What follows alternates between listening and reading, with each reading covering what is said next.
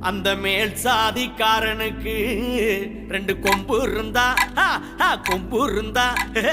கொம்பு இருந்தா கொம்பு இருந்தா கொம்பு கொம்பு கொம்பு கொம்பு கொம்பு கொம்பு கொம்பு கீழ் சாதி உடம்புக்குள்ள ஓடுறது சாக்கடையா மேல் சாதிக்காரனுக்கு கொம்பு இருந்தா காட்டுங்கய்யா உழைக்கிற கூட்டம் எல்லாம் கீழ் சாதி மனுஷங்களா உட்கார்ந்து திங்கிறவெல்லாம் மேல் சாதி வம்சங்களா என்னங்கடா நாடு அட சாதிய தூக்கி போடு